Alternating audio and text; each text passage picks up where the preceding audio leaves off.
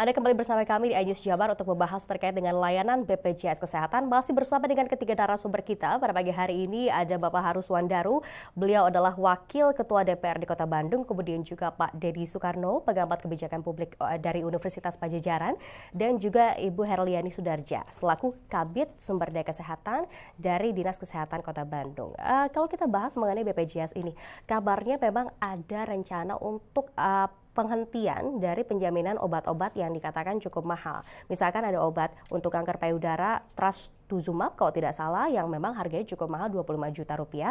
Ini kabarnya tidak akan menjadi bagian dari jaminan yang diberikan oleh BPJS karena kondisi dari BPJS ini kabarnya sedang defisit ya. Nah, menurut Pak Haru dan juga menurut Pak Deddy, apakah memang dengan kondisi BPJS yang saat ini sedang defisit akhirnya pantas berimbas kepada para calon pasien?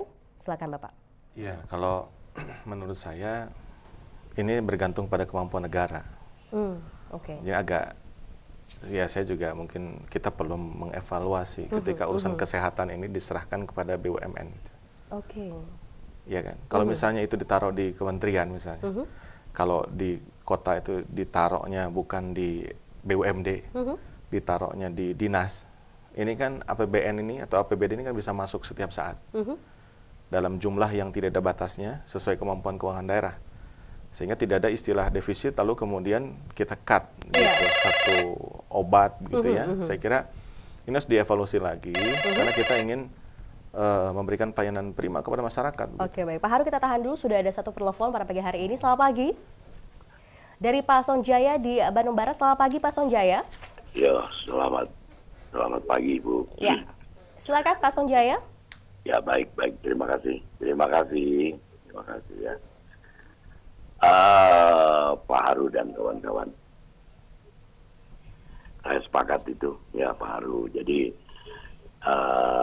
bahwa BPJS itu memang harus dirojong oleh semua pihak. Karena apa? Saya juga ingin memberikan kesaksian. Saya peserta BPJS. Ketika saya berobat di rumah sakit Cicendo ya. Semuanya tidak ada masalah. Tapi ada unsur yang salahnya begini. Salah satu dokternya itu seolah-olah mungkin karena nggak ngerti atau mungkin karena dari pimpinannya itu diberikan informasinya yang salah.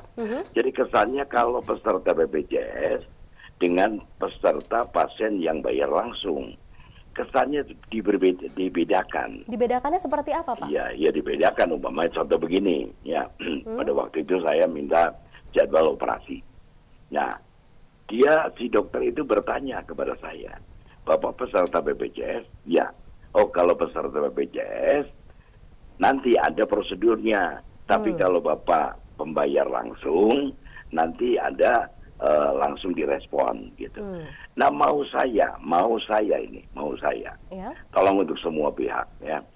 Mau saya begini, ya. Mau BPJS mau tidak.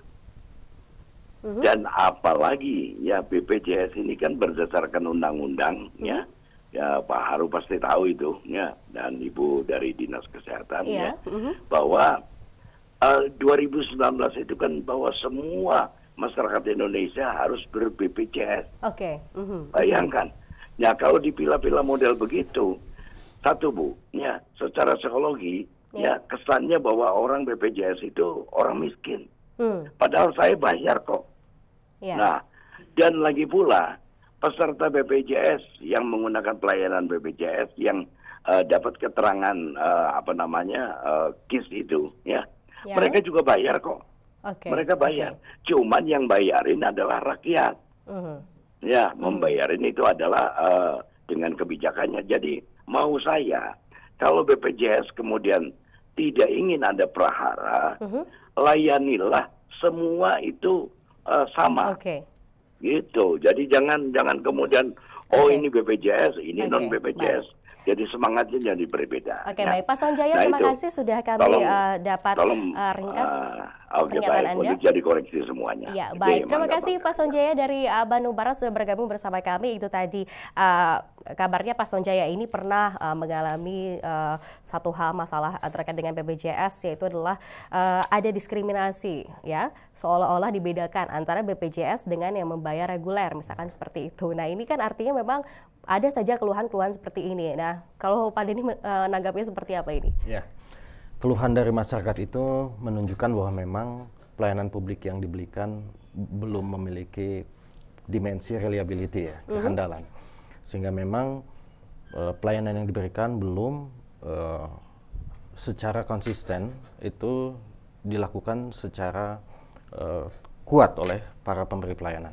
Kemudian yang kedua juga responsiveness, ya, kemampuan pemberi pelayanan untuk responsif terhadap setiap apapun yang dilakukan dalam tugas tersebut dan juga dalam menghadapi keluhan-keluhan dari masyarakat. Oleh karena itu hal yang paling penting adalah tadi, ya, reliability dan responsiveness dari para pemberi pelayanan, terutama di rumah sakit yang melayani masyarakat melalui skema BPJS tadi. Betul.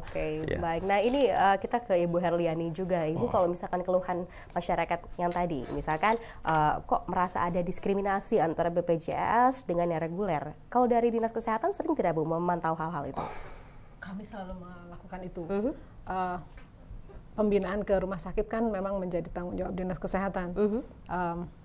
Itu bentuknya bisa macam-macam. Itu entah per rumah sakit kami lakukan secara pribadi, artinya pribadi itu artinya satu rumah sakit saja, atau kita lakukan secara bersama-sama kepada semua rumah sakit, diundang hadir ke Dinas Kesehatan atau kami yang datang ke rumah sakit untuk melakukan itu, atau juga melalui surat menyurat. Itu selalu kami laksanakan. Oke, baik, kita kembali ke satu topik tadi adalah terkait dengan adanya penghentian penjaminan obat mahal. Nah, kalau Pak Dedi tadi, Pak Harum mengatakan ini memang tampaknya seharusnya tidak harus mengorbankan calon pasien. Kalau Pak Dedi menilainya seperti apa? Begini, pelayanan publik itu harus mengedepankan dimensi problem solving approach. Artinya apapun yang terjadi dalam tataran masyarakat, pelayanan publik itu harus berupaya mencari pemecahan masalah atas memang permasalahan-permasalahan yang muncul di lapangan. Ketika obat yang dimaksud tadi memang dirasakan oleh pemerintah membebani anggaran karena cukup besar, ya, biayanya, sementara misalnya BPJS mengalami defisit, sebagaimana tahun lalu 9 triliun, ya. Nah, harus dicari solusinya secara bersama-sama. Misalnya, carilah obat ataupun obat yang bisa menggantikan obat tersebut.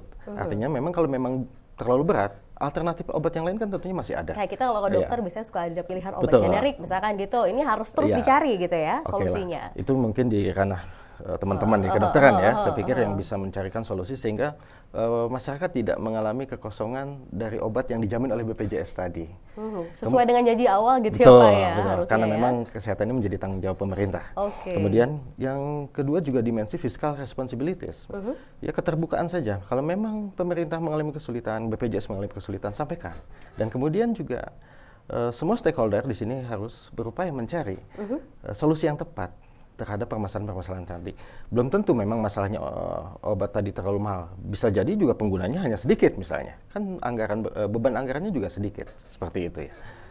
Baik, kita masih akan terus membahas terkait dengan layanan BPJS Kesehatan. Kita juga berharap pada pagi hari ini bisa berbincang langsung juga bersama dengan Kepala BPJS Kesehatan Cabang Bandung. Tetaplah bersama kami di News Jabar, kami akan segera kembali usai jeda berikut.